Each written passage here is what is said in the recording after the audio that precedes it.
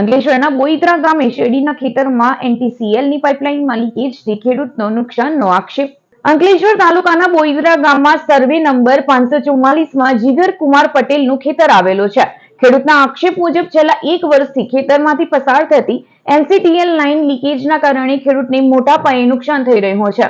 નર્મદા ક્લીનટેકમાં તેમજ અન્ય વિભાગોમાં વારંવાર જાણ કરવા છતાં પરિણામ ન આવતા ખેડૂતે મીડિયા સમક્ષ આક્રોશ ઠાલવ્યો હતો. જીપીસીબીના અધિકારીઓ પણ ઉડાવ જવાબ આપતા હોવાનો ખેડૂતે ગંભીર આરોપ લગાવ્યો છે. બોઈદરાની સીમમાં 544 નંબરનું મારું ખેતર છે. એમાં NCTની લાઇન જાય છે.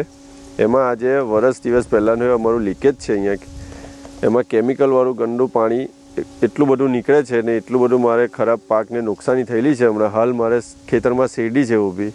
એ જગ્યા બધી જગ્યાઓ પાણી ગયેલું છે. એ જગ્યાએ બધી શેરડી મળી ગયેલી છે એમાં. ને મેં મૌખિક રજૂઆત પહેલી કરી હતી, પછી ત્યાર પછી લેખિત રજૂઆત કરી, પછી અમે એસોસિએશનમાં જાણ કરી છે. એસોસિએશનના પ્રમુખને, પાનોલી GIDC ને ગાંધીનગર વાઇસ ચેરમેન છે IS ને પણ લેખિત અરજી કરેલી હતી, પણ અત્યાર સુધીમાં કોઈ હાથ ધરતું નથી.